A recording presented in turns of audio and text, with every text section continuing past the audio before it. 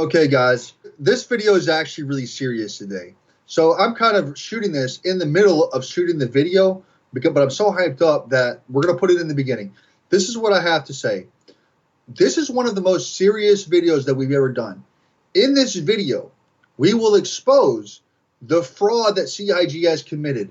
Their lies will be shown, their lies on times, their lies on assets, their deception, and the way they've lied to the backers will be on full display for this video. It's like no video we've ever done up to date. All the proof will be shown side by side. The numbers will add up. The evidence will add up. Please watch this video to the end to see our full in-depth analysis on this subject. Thank you.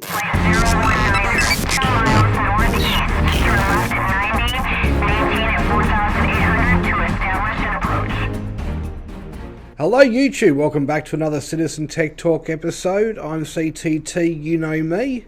And I am Infantry Lead the Way. Guys, today we're actually talking about something that Board Gamer had briefly mentioned on one of his live streams recently, and something that I've been talking about for quite some time in relation to the technical aspects of Star Citizen moving forward. So what we're going to do is we're going to just pass you straight over to ILW, and he's going to lead the way today. Okay, so I'm super hyped up today. Okay, so this is a big video. Okay, so in the last video, we kind of hinted at what Board Gamer said in this live stream, which we're about to cover. The whole video is about this. It's going to be one of our biggest, one of our high productions yet. We're going to go into the star map. We're going to have a lot of good video content. We're going to be hitting it with it. A lot of things are going to be answered. Let's take it away. Big episode. Here we go. Let's go. Welcome to the episode. Alright guys, let's just get straight into it. So just listen to what Board Gamer says very briefly, and then we'll explain why. Do you think they will sell Asperia authentic Vandal capital ships? Maybe the smaller end ones, but I doubt it. I think we might be able to capture them in the future. It's okay, so in 10 years, maybe CIG will literally be building more and more of the stuff that people want and go, actually, you can get a Asperia kingship. They captured a kingship and they just outfitted it for humans. That's quite possible. Oh, I think you've heard enough. All right, guys. So ILW and I had a discussion about this, but I did clarify. He did say in 10 years we're going to actually have all the assets in the game that we want. The actual game, guys. All right. So anyway, let's move into... hold on a second. All right. Okay. All right. Before we move in, okay, so not all the assets. We're going to have some good assets into the game, okay? Before 10 years is up. In 10 years, we might have all these specialty capital ships from these other factions and all that. That's what he's saying. But it's kind of been stewing in my head since we shot our last video about how long is the project actually going to take? Where are we going with this? We've seen what the development cycle is, and what they've said, what they'll have 10 systems in, it isn't kind of matching. So what we're going to do today is we're going to kind of do an in-depth analysis. So we're going to take the progress they made in the past, the speed of which they've done things in the past, versus the speed that they say they will do things, which is unproven because they haven't done anything at the speed that they say we're going to do it. And we're going to see how long it actually will take to actually complete the project to the viable minimum standard, whatever buzz term that he used, to reach release of 10 systems. And that's what this whole episode is about. 10 systems, will it take 10 years or will it take just a few years like it's been previously discussed? Go ahead, CTT. Yeah, so they've spoken about the Lego connecting modules stuff for a long time, the atmospheric containers and all of the lighting and everything, you know, that's involved in putting together the pre-alpha assets, the actual models, the actual modules. So they click together like Lego and they accelerate the project quite quickly after that, because all they've got to do is take an asset, drop it, take an asset, drop it, mix one up with another one, change that module out for another one to make it look like it's a different space station or a different truck stop or a different ground module. all of these things we continue to get promised are going to happen. What New Babbage took how long? One landing zone. And that looks nothing like any other landing zone in the entire game. So what are we getting? Are we getting spaghetti code? Are we getting assets like forklifts, which we'll go into in a minute, as well as a bunch of lies about the actual modularization of the game, and these modules are always going to allow for an individual building to be made, etc. Blah blah blah. You know, specified lighting is going to be easy because you're just going to connect that and drop that model in to fit into that space because that works in another space. All of these promises, I remember they're talking about the first truck stop, yeah, and how long that took, let alone the work that got put into it, right? It looks a lot like Area 18, the truck stop in certain areas, and it also looks like New Babbage in other areas. So, yes, they have managed to pull off some kind of modularization, but there is too much personalization still going on. At this stage, I'd be happy to be able to run in somewhere, go to the kiosks that I need to go to, run to wherever I need to go to get something or have a sleep, get some food, and run out again. I don't want to see how pretty it is. I don't want to see, spinning globes with neon lights on them, and at night time the laser light show behind the plants. I don't care. I want a game to play, not a pretty movie to watch. And this is the whole thing. This is why we want to kind of bring things into perspective. We're redrawing from my past, statements, my past forecasting for the game, and this is where we are going to bring it into a very technical term today. We're going to show you the visual understanding of how big this universe actually is, and to explain to you how many planets are in each system, how many moons are in each system, the travel distances, the time it's going to take to get places. I don't think anybody who's actually invested into this game yet, pledged, including myself, in part, understands the time you're going to spend in travel because of the way they've set up the travel mechanics, the whole quantum overheating bloody garbage mechanic, the overheat mechanic in general. Worst bloody decision they could have made. The time it takes in quantum, it's too long. If you're going from one solar system to another, Sol to Stanton, for example, or Hurston, how long does it take you already? That's one solar system jump. If you want to get across 5, 6, 7, 8, 9, 10 solar systems in a day, you're going to literally spend your entire day fueling up and quantuming. Do you want to do that in this game, or do you want to have fun? So guys, this is what we're going to bring into context for you today. ILW, you got anything else to say? So, real quick, you said, the lies that have been told about the Lego system, the building blocks. He said we were going to get them quicker, okay? And that's what the subject of this whole video is. Yeah. That's what the whole subject is just think about the recent patch and what's planned. One patch, a planet is introduced. The snow planet, which I can't remember. So I can never remember the name of the planet. The next patch, the landing point for that planet and moons are introduced. The next patch, they're going to want to build the Crusader. They're going to put a landing point on Crusader. So the planet, the landing point, another landing point, that's 9 months between all this, and they got to build 10 systems. But what did they say? 2022, 2024? Even if it is 2024, they're not on track to build all the landing points for these 10 systems by this time. And we're going to do a detailed analysis. We're going to choose 10 random systems, standards already included, so really 9 systems, and we're going to look at all the planets and with a 3-month cycle, see how long it's actually going to take versus what they're saying to do it. So unless they show us that they can build an entire system in 3 months, which they have to do in order to complete the game on time, to do what they said they would do, this is what it's actually going to take. And that's what this whole episode is about.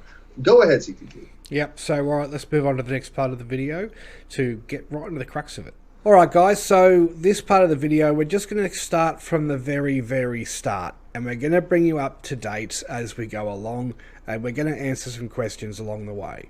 So to begin with, this is the original first actual roadmap for the entire project that I could find. I think there might have been one for 2013, but this is April 1st, 2014.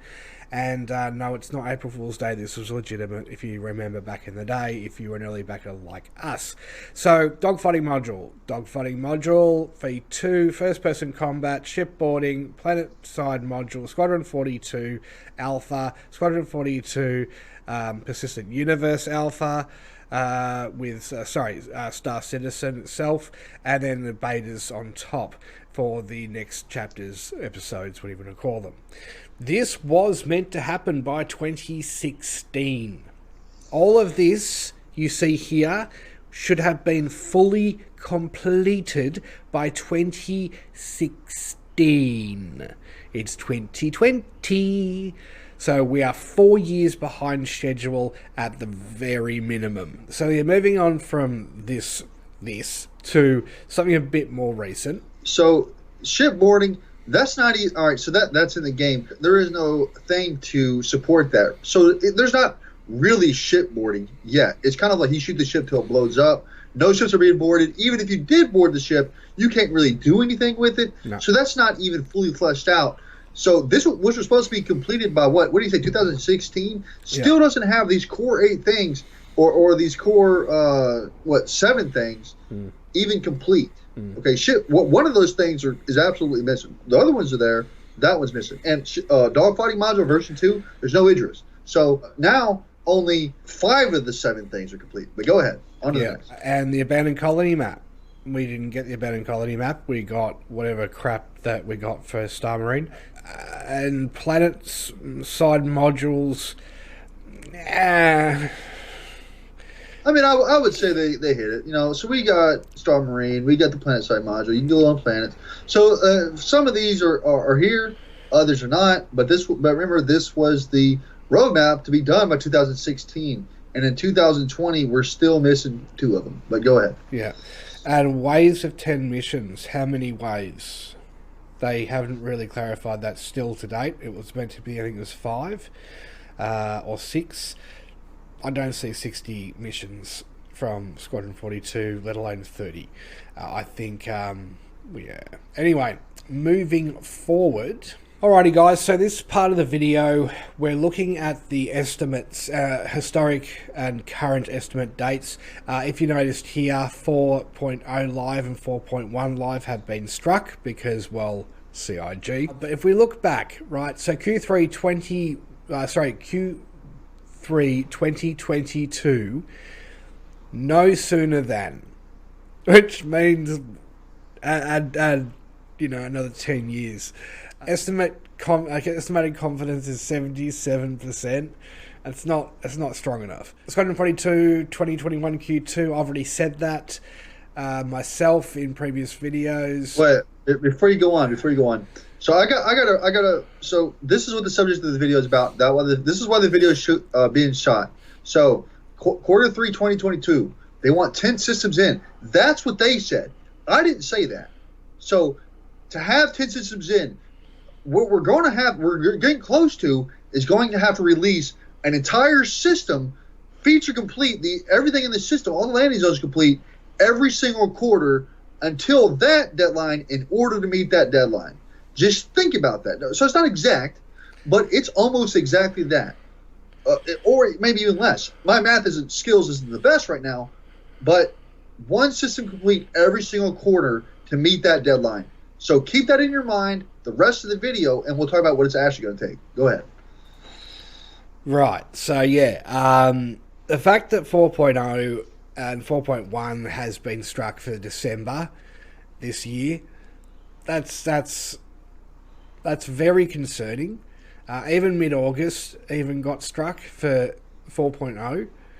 So when we get to 4.0 in 2021, and why? And don't blame that of what we shall not speak of in the world, because that is just a garbage excuse. Just one thing. They said they wanted 4.0 to be when we leave the standard system. When we go into Pyro, that's when they'll call that patch 4.0. That's what they said. Go ahead. But Pyro's already ready to go. So All right, so the information in this article is speculative in nature, and because it depends on the schedule of CIG, any speculation is purely on. All right, so patch 3.9, prisons, new Babbage landing zone, improved social comms. That still hasn't happened. Temperature affected status system still hasn't happened. Eating and drinking kind of personal inner thought system is still being worked on. So that's coming out in 3.9.1 supposedly. Just get it right in the first place in the patch and just make it 3.9, not a sub patch of the patch.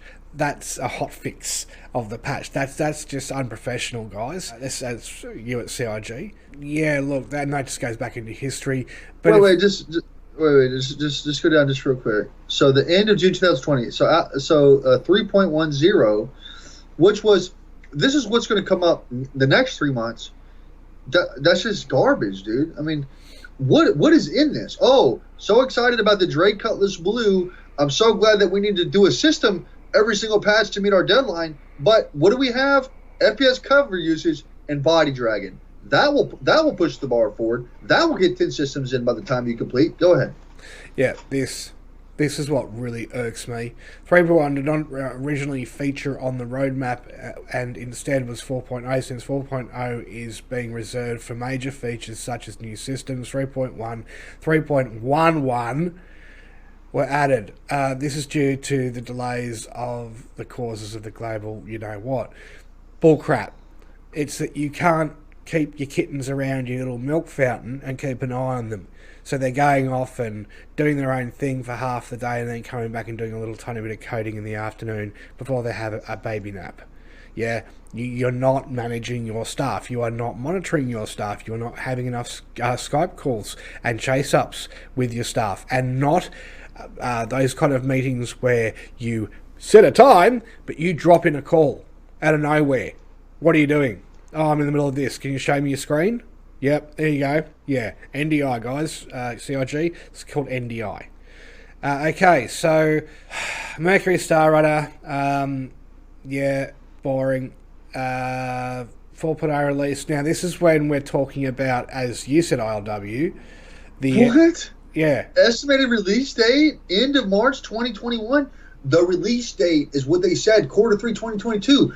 Are they going to really build are they a year and 3 months? They're going to build 10 systems? You think they can do that? That's what this whole video is about. Go ahead. Right. And just to scroll up so you guys can see it, Pyro in March of 2021. Pyro, when we get to the star map, you're going to see how far Pyro is from Sol, and you just, yeah.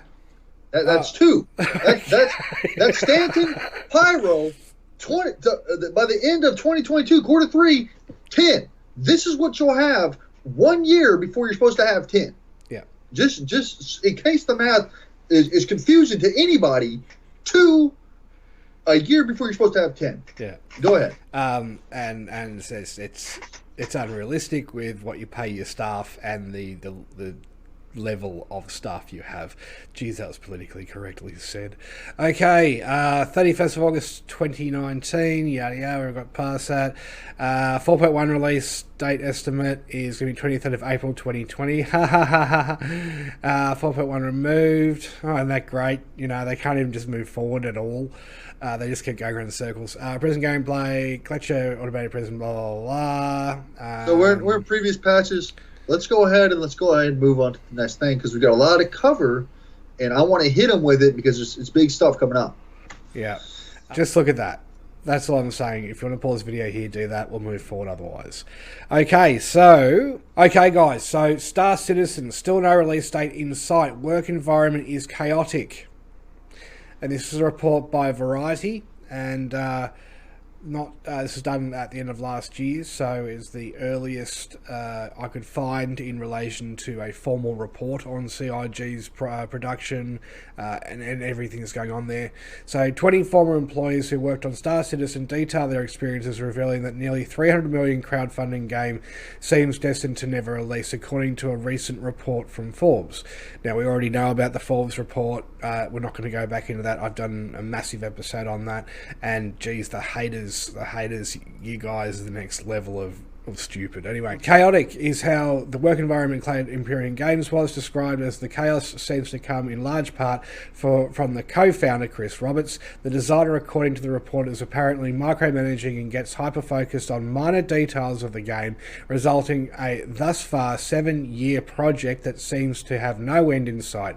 Roberts raised $288 million from the crowdfunding, making it the biggest crowdfunding project of all time, not including cryptocurrency funding. I didn't know about the cryptocurrency funding. Call me ancient or, I don't know, out of the times, but there's cryptocurrency funding as well. Is that from the backers ILW? What he means was, so there has been cryptocurrency projects for cryptocurrencies creation, technology created that costs more than what a Star Citizen. So Star Citizen is the most funded project of all time. There's probably a cryptocurrency project that's funded more, but we're excluding that, so Star Citizen could be the most project funded of all time. But go ahead, continue, because in the next paragraph, they say something that we really need to pay attention to, because that's what the whole episode's about. Go ahead. So, but there is still no clear release for the Star Citizen, a planned online multiplayer space game that was originally meant to release in 2014. Squadron 42, a companion single-player game to Star Citizen, is also in development. The money comes in part from enthusiast PC gamers purchasing digital ships, sometimes for thousands of dollars. Whales. For some of those ships are in the conceptual art phases and can't even be used in the game yet, which is the current in its alpha status. Star Citizen is nowhere near what it is promised to be yet. So Roberts described a game that would have 100 star systems, and the alpha doesn't even have one completed star system yet. So let me say that again. Roberts described a game that would have 100 star systems, and the alpha currently doesn't have one completed system. Wow, dude. 7 years. Release date 2022. Yeah. 100 systems, not even one's complete. Release date in 2 years. Yeah. How are they coming up with that? Well, all right, but go ahead. They're arse. It's all smoke and mirrors, mate. We can go back to even more historical stuff, but let's not even bother with that, because that's already been covered to death. Guys, at the end of the day, you're looking at a project which doesn't have a future life cycle. It doesn't have the technical future aspects to it where the technology itself is ready for it. The technology is so far ahead of the actual project that the project has 10 years to catch up just for the technology to exist. And this is the thing, there is no check and balance in scope. There hasn't been since day one. So guys, look, at the end of the day, Star Citizen is another 10 years off for server meshing and all those other serious techs, including all of your desync issues, your 30k issues, as well as obviously your desync issues and server meshing. We're not getting 100 star systems anytime soon. We are in such a terrible state of affairs right now with Star Citizen that I'm starting for the first time to actually agree with people on the discussing S word. It's a 4-letter word, doesn't start with continue with HIT. SCAM is what I'm starting to think, not believe, just think. It's starting to creep in at this stage. ILW?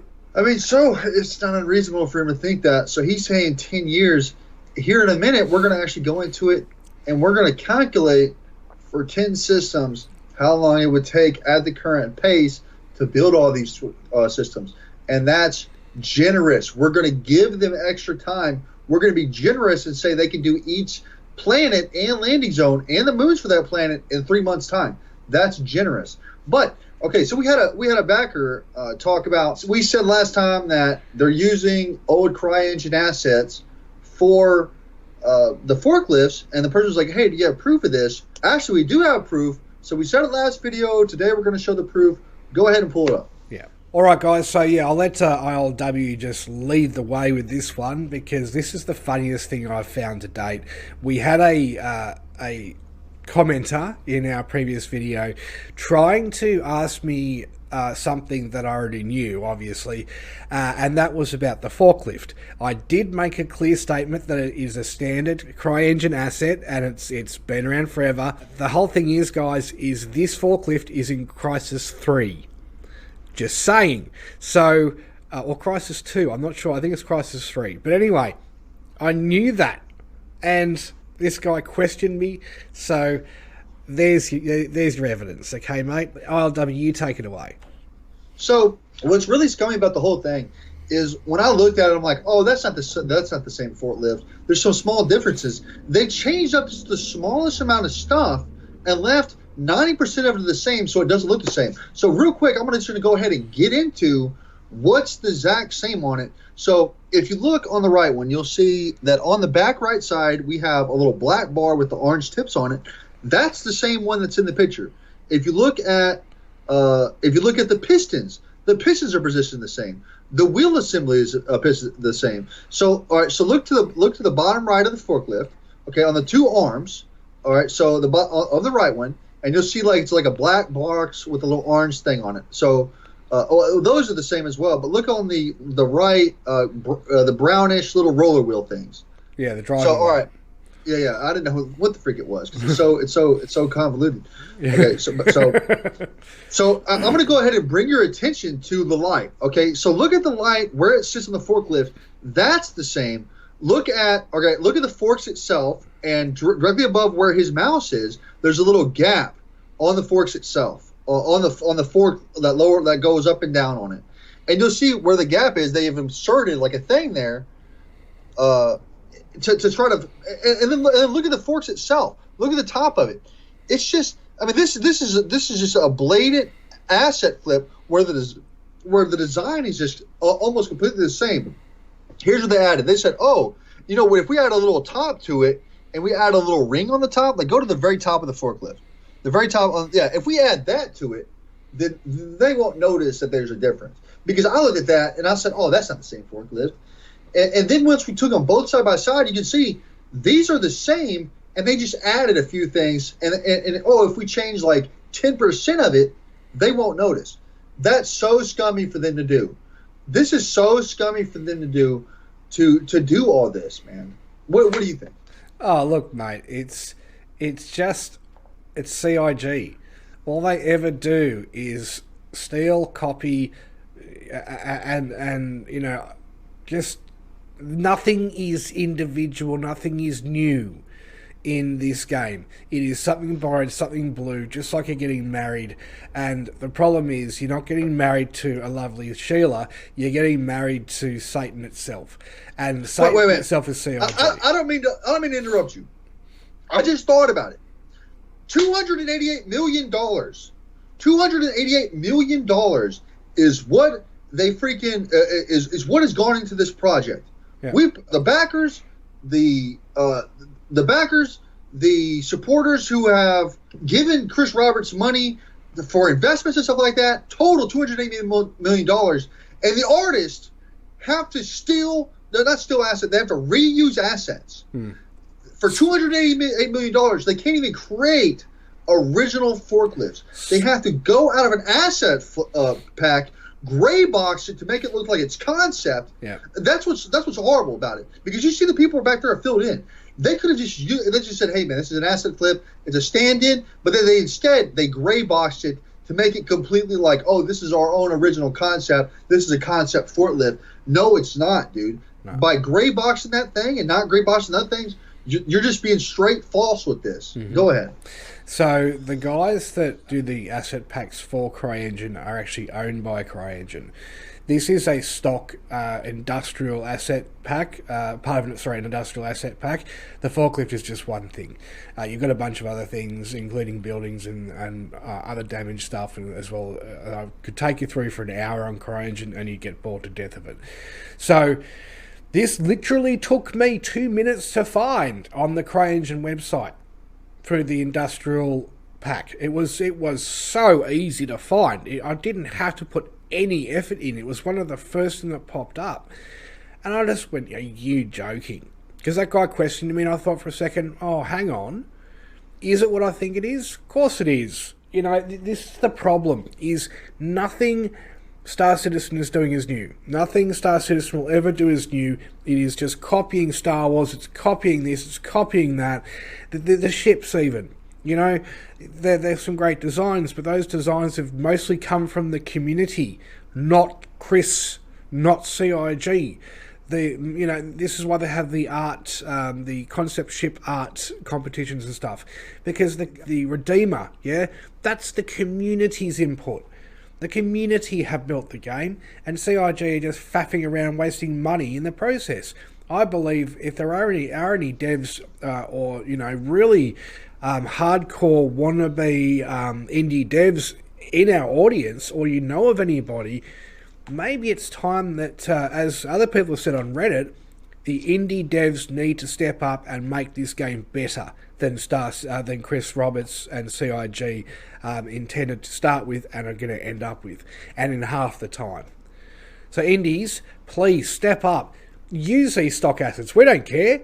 As long as you give us a fantastic flight experience and quantum jump experience and no overheating bullshit and everything just works, go for it, guys. We will back you. Put up a Kickstarter today. I will happily lose my over 1k investment in Star Citizen and reinvest in your indie Kickstarter if it's definitely going to come out in half the time of this and be as good as or even better and work better. Flight mechanics, FPS mechanics, the whole bit. Make it a fun game. Yeah, that'd be great. And no survival bullshit, please. Real quick, dude. I'm so upset about the deceitfulness of it all, because I didn't realize at the time we shot the video, the last video I talked about, hey man, these forklifts won't fit through the doors. Why would they make forklifts that won't fit through the doors? The turnout that they took this asset that was a default Star Citizen asset, gray boxed it, made a few changes to it, and then put it in this scene as, this is the forklifts that are going to load this cargo, and they won't even fit through the doors. What's really so upset, I keep repeating myself. What's so upsetting, it has me so upset, is they gray boxed this forklift, made a few changes to it, and said, this is ours, this is our concept, this is all concept work. Dude, no, this is not.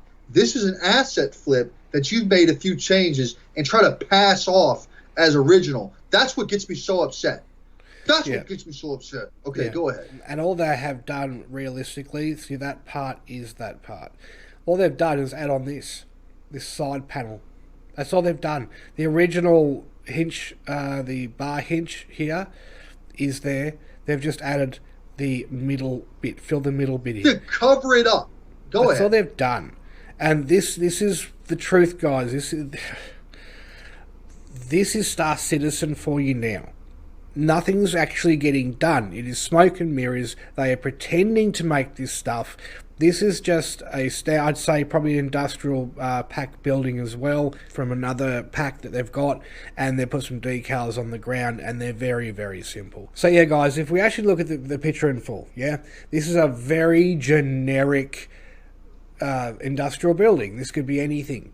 These are CryEngine asset pack elements. That's a CryEngine asset, and it doesn't even look like it actually fits into this scene in retrospect as well. The colour's off, if you've noticed. It's a slightly different colour to the boxes. So it's a different colour to the administration desk, if that's what you want to call it. And these girders and stuff like this is, just enter your text here. This is very, very generic. They've chucked the big bennies and stuff in there, and another seat pack from another game. Nothing is individual, nothing is new, nothing is, fresh. It's all recycled garbage from other games or from asset packs that were never used. And even the lighting, look at the lighting. That is so 1998 lighting for a game? Your fluorescence. Like, why? Yeah. Here's the whole thing. We don't want to spend too much time on this. What I would challenge the backers to do. All right, here's the challenge to the backers. So I'm usually, when we started this channel, I was the supporter, and I came from the supporter side. Here's my challenge to the backers: go over the videos, find which assets CIG are reusing. They're touching up, because there's no more definition of smoke and mirrors than taking a pre-made asset, making it gray, inserting making a few changes, and then reinserting into the scene as if it's your own.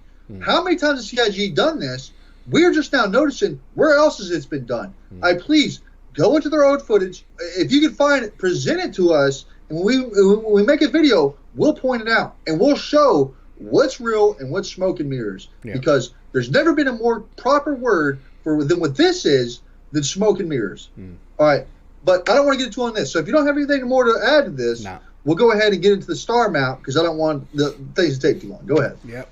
All right, guys. So this is a map of the actual star jump pathway for the arc map. So what we're doing is today we're going to be focusing on just 10 of the actual solar systems, and ILW is going to lead the way with that. But what I just want to bring to your attention really quickly is this little question mark up here. So if you can't see it on screen properly, Krell. So Krell is supposedly deep inside the Xi'an territory, and not much is known about it. It's their home planet, supposedly. But in the lore, if you've ever watched any of the lore episodes or you've read any of the lore, there was an exploration ship that went through an unstable wormhole that collapsed behind them. And they had found, before they had the wormhole closed, the last transmission back through to our side, was that there was a planet there, a massive solar system, and a whole new part of space. So supposedly they had settled and, etc. so forth, that they had settled and, they were going to make a go of it and hopefully survive.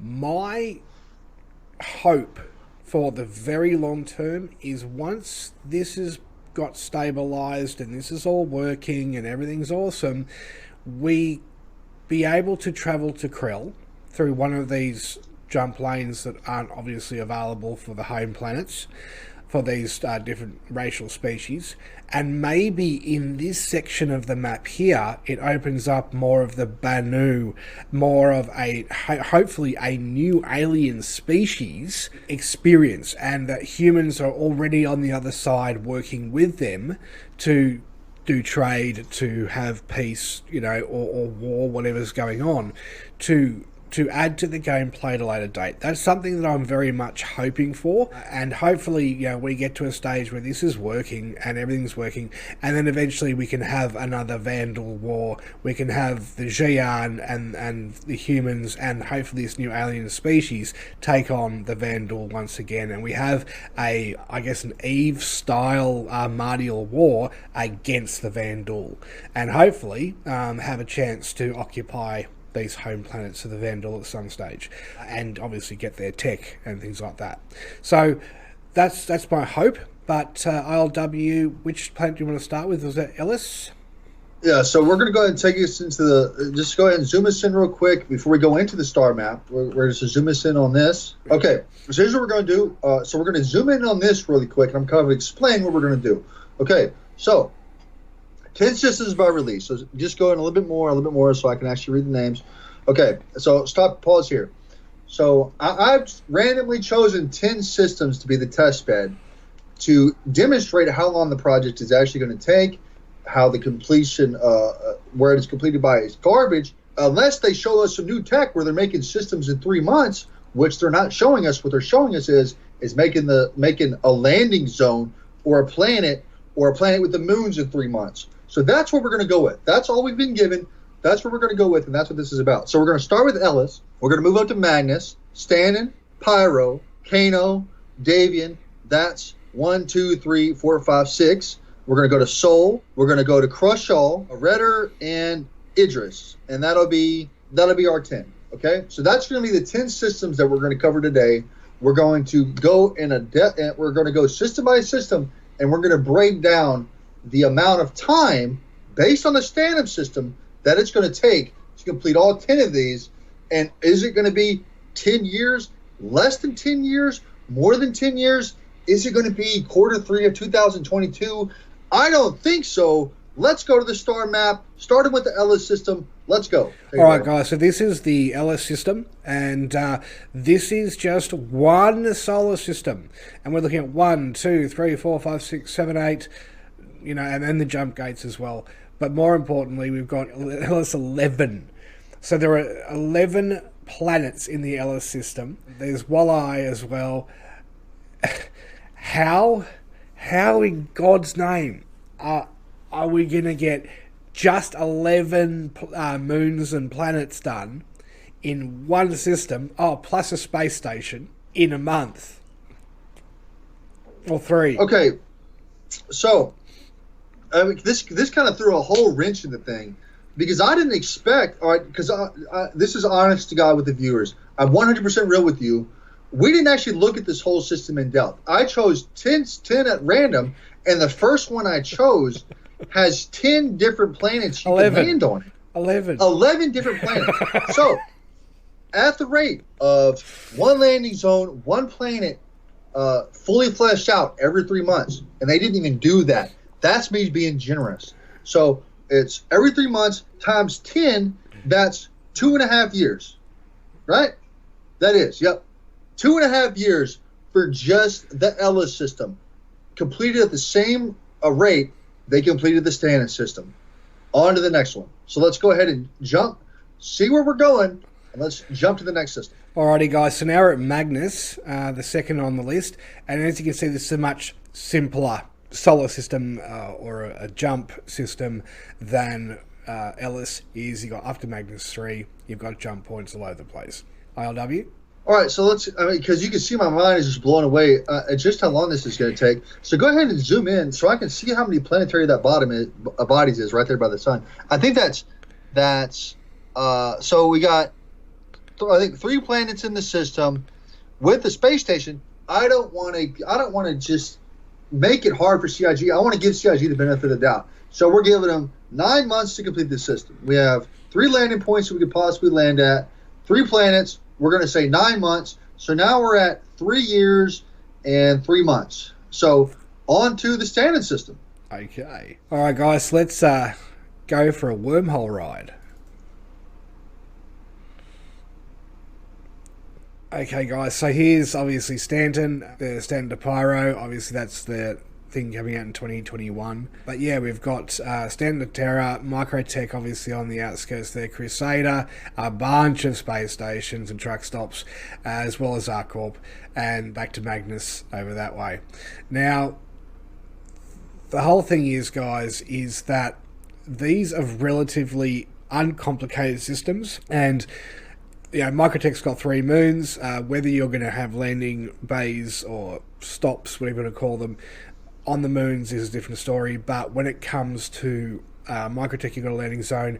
Hurston, you've got a landing zone, as well as obviously Port Olisar, which is Port Olisar. It's not even actually a planet as such, as well as obviously Crusader, which they're going to put that landing station pad on, plus all the moons around it. So these are very simplified systems by comparison to Ellis and other complicated systems. This took how long, ILW? I don't even know how long this took. But we'll say that the old tech wasn't there yet. So the tech is at the next level of building blocks and Legos, and it's just really next level, and you can build all this so fast. That's their words, not my words. So for this system, we have one more landing place to be put in. Guess how long it takes? 3 months. So we were at 3 months. We're at 3 years, 3 months. Now we're at 3 years and 6 months, because now the landing zone has been put in Crusader. The system is complete. We're at 3 years, 6 months up until now. And this is the freebie system, because most of the system's already completed. On to the next system where nothing's completed. Let's go. Okay. All right, guys. So in a nutshell, this is what we're going to be getting in 2021.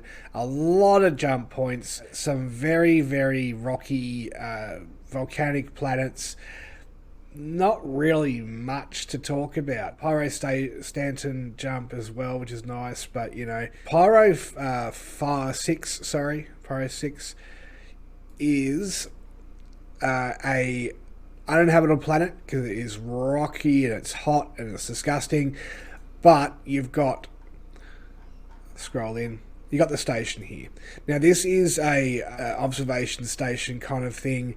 It's not somewhere where you want to hang out for long. Very high rate of piracy, as well as obviously illegal activity, as well as Garifa territory. So you don't really want to be here for long when it comes out. It's going to be great for PvP in the short term, but it is unfortunately one of those places that continue to be a pain, because a lot of people are going to have to fly through here on their travels elsewhere. So, yeah, LW, you take it away. Okay, so I mean, I see three things. So there's probably more. There's planets, space stations, there's moons. We're being generous and giving them the most generous time we can give. We're going to see it's 3 landing points. So now we're at 4 years, 3 months to have the Pyro system completed. Let's all move on to the next system. Cool. Alrighty, guys. So we're up to Kano now. Now, Kano only has 4 planets. Very, very inhospitable place. For example, Gas Giant, as well as Kano 1, which is a rocky industrial mining planet that's been stripped. Nothing really of interest here. Another Gas Giant. So great for fuel, but that's just pretty much as far as you're going to go in this area. The whole thing is, what I'm noticing, right, if you noticed already, the Goldilocks rings, this one doesn't have one obviously, but where the Goldilocks rings are, a lot of these planets and these systems are outside of the Goldilocks ring, the green ring, which means it can't support life for long periods of time. And this is an irritation that I'm having, and I've had with the star map over time, is that there are not that many places you can actually settle and set up on compared to what you might think, especially for long stints or to grow food or drugs. Even to make drugs, you need certain environmental variables that are suitable to human life, let alone the production of food, water, drugs, or tech even. So anyway, LW, I'll pass on to you. So we have 4 planets. We're at 5 months, or 5 years, 3 months. Here's what I want you guys to think about, okay? Listen to CTT talk. I'm going to go ahead and preface this with, I chose these 10 at random without him knowing. I didn't tell him what route we were taking. So any facts that he tells about these systems, that's just how knowledgeable he is about this, how much research he's done about this. When he says, oh, what he's saying, I don't know anything about any of these systems. A lot of the backers don't know anything about these systems. He just knows the star map, the game, that well that he's sitting here giving these little factoids on these systems that I didn't even know about. So just keep that in mind as we keep going on. This wasn't pre-planned. He doesn't know what systems we were going to. He didn't have a chance to research this before. All this knowledge he already had before we even started. But go ahead. Yeah. Next system. Alrighty, guys. Now we're in Davian. Davian's probably not even a planet you've even heard of yet. It is kind of more of a jump between here and there on the way to. So if you're going to Ferron, for example, or Cathcart, which is going to be obviously a really high traffic area for Vandal fighting, as well as trade with the Banu and other things you might be doing, smuggling through the Cathcart system at your own risk to get your goods away from the UAE. Kano, obviously the jumps there, as well as some very highly mined, gassed, as well as star maps mucking up. Surprise, surprise. Anyway, yeah, that's also a rocky planet as well that's been strip mined. Now, Davian has a very cool sun. As you can see, it's soon to go into supernova. So actually, at some time during the game in future, we actually may lose Davian as a supernova event occurs, which means we might lose that jump from the map. Which will cause problems for obviously illegal trade and smuggling, and obviously taking on the Vandal and the Vandal getting through the systems to get closer to Stanton as well as Hurston. So this is a bit of an interesting jump point. It is really a non-event jump point. It is something you just go through and go past and get through, but eventually the sun actually might burn out and we might actually lose this in a supernova. It'll be a spectacular sight. They'll probably do a beautiful video on it or something like that, where we lose Daven and a new star is born potentially, or Daven just gets wiped off the map. So that's something to be interested in if you're interested in that kind of thing in future. But for the meantime, very unassuming system, and there's really nothing to do there, so it's just a jump point system for you to get on your way. Even the Goldilocks system does have the gas giant there, but at the end of the day, it's a gas giant's fueling station. There's nothing in the Goldilocks zone which is inhabitable. LW? Okay, so we got 4 planets. Now we're at 6 years and 3 months. We're going to go ahead and go to the next system. We're knocking them down here. The next system, I'm pretty sure it's a big system, maybe not. My memory's not too good. Let's go ahead and jump. Okay, guys, this is Sol. This is our home solar system. I don't need to explain anything about the planets, including Uranus. You know what that is. We'll have one. But on a serious note, this is our solar system, the Milky Way, as we know it. It is extremely highly UAE controlled for trade as well as law, as well as everything. If you muck up in this solar system, you're in deep, deep doo-doo, and you will go to jail. As you know, where Pyro, it's lawless. Croshaw has its own observation space station. Also, obviously, you've got more of your administration space stations near Jupiter. If you didn't already know that, that's what they are for, so don't go there. You will be arrested or attacked by UAE forces. Yeah, Venus, same kind of thing. If you don't know anything about the current solar system in our real world, don't go do some research, come back. I'm not going to give you obviously a space and history lesson on the universe.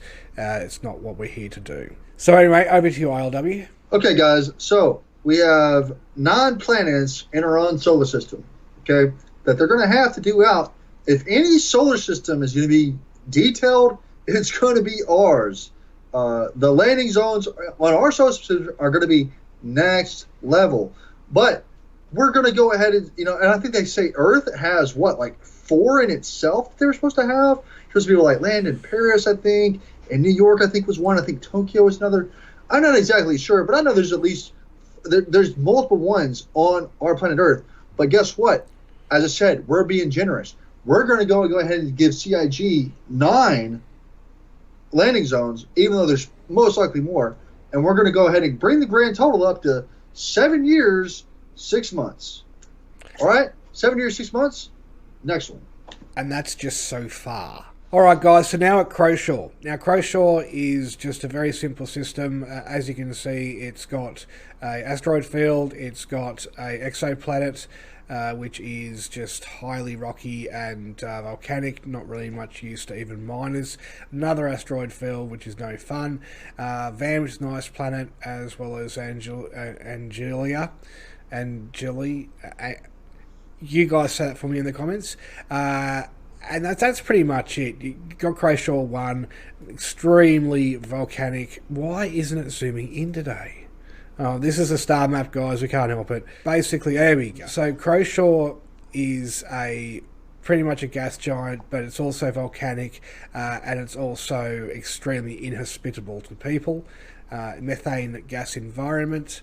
When we get to places like Van, this is very much like New Babbage. It's icy, it's cold, there's not really much to it. So, yeah, look, Croshaw is once again a hop, skip and a jump solar system. You will find great minerals in these asteroid fields, I do admit, and you will find more of your volatile, more dangerous minerals, the high-paying ones, in these areas too, because they are in obviously a very cold area of space. They've been stabilised compared to going to a frozen planet or even a volcano planet, obviously, as well. And as you can see, your jump points all around the place. Yeah, ILW, over to you. So we're at 4 planets. We're saying 8 years, 6 months at the current time. And it's important to go ahead and hit the next one. I'll talk as you go through it. It's important to go ahead and really get a sense of what exists currently at the moment and what they're going to go to have to create to get their own standard of 10 systems. there is a lot that we're going to have to make here. They're saying that it's all going to be done by Q3 2022.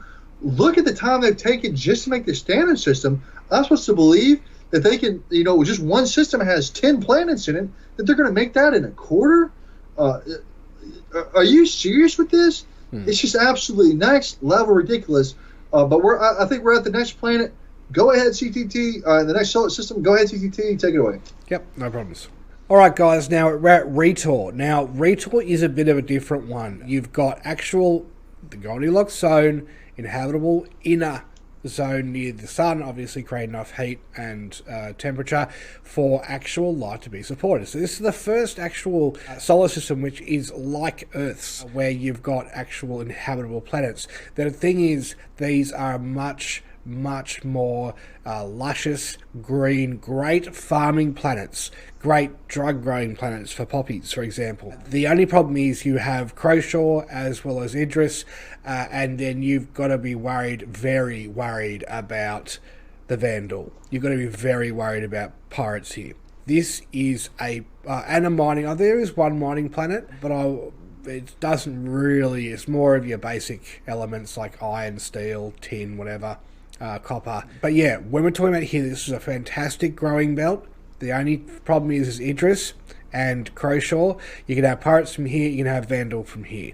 So if you're wanting to control this system, you have to have an armada on both sides of your solar system at all times to protect your inhabitants of your planets. This is going to be highly fought over solar system for growing food and drugs. Obviously, this size, Mentor and Percy, you're going to do your drug trade, and on the other side, you're going to be more worried about, doing other stuff.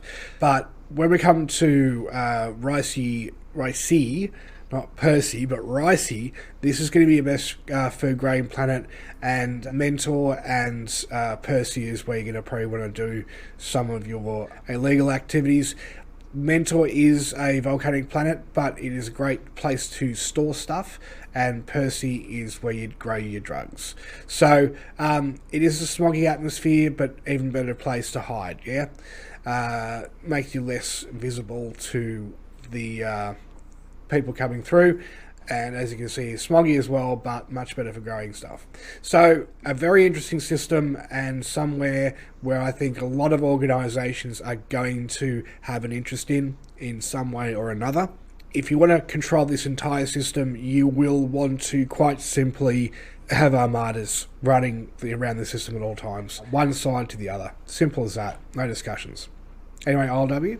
Okay, so here we go. We got 4 planets here, and we're going to go ahead and call this at 9 years and 6 months. So we're going to go ahead. So they say, Star Citizen in 10 years. A lot of people thinking they're joking. At the current moment, that's what we're looking at, and we still have one more to go. So if you zoom in, you can see right there. Zoom in, up to the top right, Idris, the jump gate. Go ahead and double click that. We're jumping to our last system, Idris, on our 10 system journey. That's what they say the game's going to be by 2022. It's impossible at the current rate. I've shown you what it actually is. 10 years. Idris, hit it. Let's go to Idris. All right, guys, so now we're at the final planet we're going to be talking about today, or the final solar system we're going to be talking about today. This is the Idris system. This is very much Vandal, dangerous space. You don't want to be mucking around here. You can see all the jump gates in and out. It is not a safe place to be at the best of times, even with an armada, so be heads up. So Idris 1, right next to the sun. You just, unless you have some kind of great awesome heat shielding on your ship, do not go there. You will die. Idris 2, once again, gaseous planet. Idris 3, frozen planet. And Loki. Now, Loki is a planet you can inhabit. Obviously, it does have quite a bit of tundra, but it also has green growing areas if you have the right equipment, the right food you're growing. So cold weather foods, it is going to be a planet which is hugely beneficial, but the greatest concern is all these jump gates, and also the Vandal are going to be always knocking on your door at Loki and just coming down and annoying the crap out of you. It is a great place if you have a pioneer and you're willing to commit quite a few forces on ground and ready to be scrambled in air on top. And you've at least got one capital ship, maybe an Idris, for example, in the actual, above your base, basically, in atmosphere. Yes, it is defendable, but it might be too costly to benefit you. It depends on what you're doing. It's just a bit of an iffy because of the outlying dangers. There's nothing you can do on Idris 3. There's nothing you can do on Idris 1. And Idris 2, as I've said, it's just a volcanic planet. It's useless.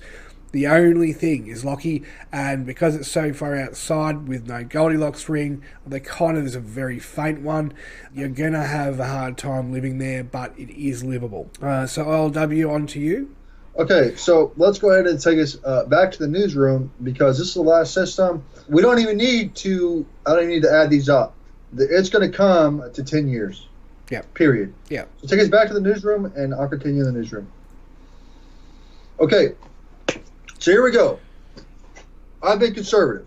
Okay, what you guys have seen so far, and it was important that he went through these systems and kind of talk about them, so you kind of know what CIG is thinking, what they talked about in their lore. He knows the lore very well. He knows the systems very well. You kind of can take what is currently kind of the what's been built to now, apply it to everything else. You know, it's 2020, and it's still taking them a full 3 months to build one landing zone in New Babbage, then to build another landing zone on Crusader. So we're talking about 3 months per landing zone. They're talking about a release date of 2022. CTT has said from the beginning, Star Citizen in 10 years. He said that for 6 months ago, 10 years from today. I thought he was nuts. And then I really got to thinking about it, and I said, all right, let's take the current progress that they made. Let's go to the star map. Let's see how many planets, landing zones had to be done. And it equals to more than 10 years. I think by the end of it, we were like at 11 years, because that planet had like 6 landing zones in it. Okay? And that's us being generous. Okay, remember, Earth itself has 4 landing zones in it. More to the point, why don't we even have Earth yet? Wouldn't that be the first planet that was made? Guys, look, 10 years for server meshing, yes. 10 years for development, yes. We're 4.5 years behind already. What has been happening in this 4.5 year period in between Squadron 42 not coming out and everything else, and let's forget about that's what we should not talk about in the world at the moment, being a problem, because it's not really a problem, because they can work from home. There's no discussions about the project being able to be developed from satellite. That's no question. It comes down to leadership and the management and the monitoring and the milestone aggregation, the Gantt charts, all of the milestone aggregation to move stuff forward. We're not getting there because they're not getting there. Look, guys, I'm going to take you out. I'm sorry we're at the newsroom to wrap up the video, but I just want to show you one more thing about the star map. So the whole thing is, guys, with Star Citizen's star map, it is very hard to work with. It's not much fun, but I'm going to try to get the best angle for you right now to show you the sheer immensity of the task at hand. Yeah, so I'm just going to get that angle and I'm going to drop it into the post clean room. That is the star map. This is the entirety in 3-dimensional space of how much still yet has to be completed. Okay, this is beyond a massive undertaking. Yeah, on a 2D map it looks so simple and so easy. Guys, we have so many solar systems that have to be even conceived and put together yet on an actual modular basis, let alone, you know, moving this 3-dimensional map system into actual physical reality. We haven't even begun to even see the Banu yet. We've just got glimpses of the Vandal. We've got pictures of Banu, but that's not them. You know, it's just pictures, concepts. The Vandal, you know, the greatest enemy of the human species, these guys right? We've seen a video for where he stabs the guy through the guts with a spear. And really ugly, disgusting looking, definitely smell like some form of rotten meat or flesh, breathed, nasty lizard man. But at the end of the day, we have not seen anything to do with the Banu species, anything to do with any of their social behaviours, how they talk, anything. We've even got Vandal, sounds, we'll call them, because they're certainly not eloquent human speech. But we haven't even met the Banu yet. We don't even know what the Banu are about. We've got a Banu defender, we've got one of their ships, but we haven't actually met the Banu and the Xi'an without even speaking. The Xi'an, the most highly spoken about species of all. The weaponry, the technology that they bring, the ships, the fighters that they bring to the table, and let alone the Banus. Why aren't we seeing these alien species animated yet? Why aren't we able to have these alien species come to Sol and speak to us? Or, Hurston, or why aren't they in Hurston? Why aren't they in the Stanton? Why aren't they at New Babbage, walking around having conversations with people? Or even just standing there as NPCs like NPCs do at the moment without any AI driving them? Why is it only just human models? Ask yourself these questions, guys, because at the end of the day, this is so far away from any form of a game. It's stupid. It's a joke. It's becoming what I fear to be a scam, because everything that was promised after 7 years, we haven't even begun to see in the development. Not even a tidbit, not even a teaser, not even an NPC just standing there leaning against a wall in their armour, like Xi'an with their armour, or a Vandal dead, or, a Vandal interceptor.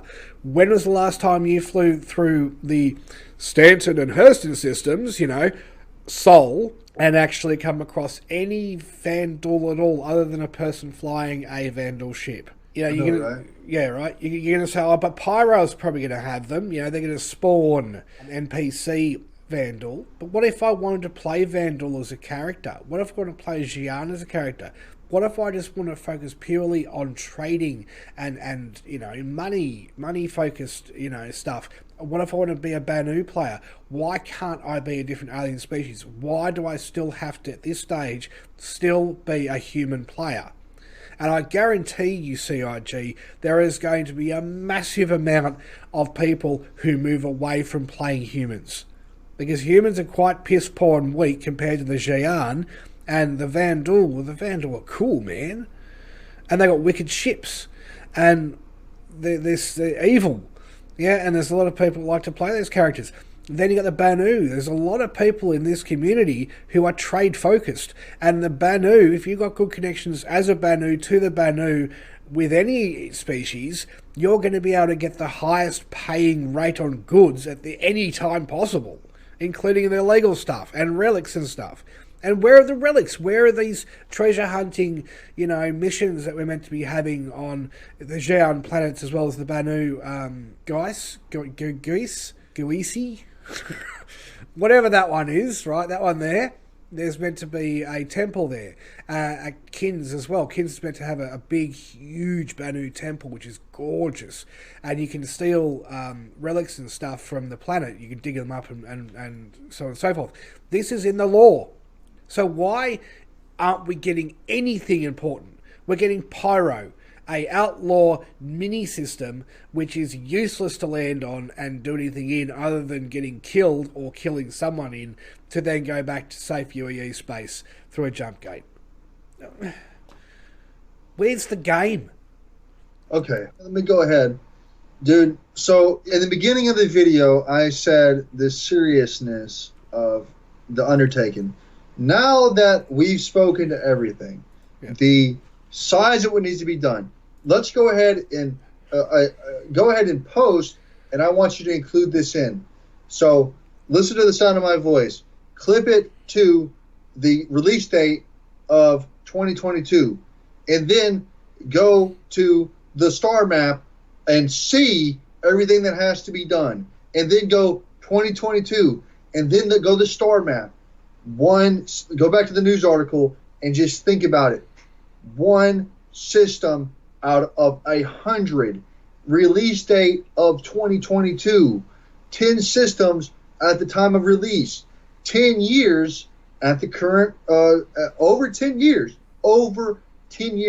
at the current development rate to flesh out just 10 systems.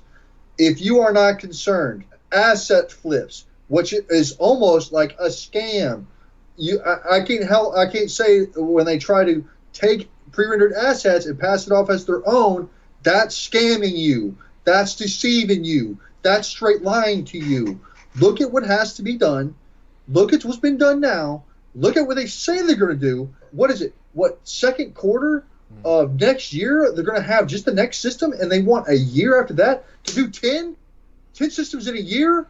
All of the landing zones complete? The game, minimum viable product in 2 years? It's impossible. It's impossible. Wake up. Yeah. One last thing, guys. UE5 can solve a lot of the problems that CryEngine has. And you know what? Getting those systems together would be potentially possible within 10 years. All of them.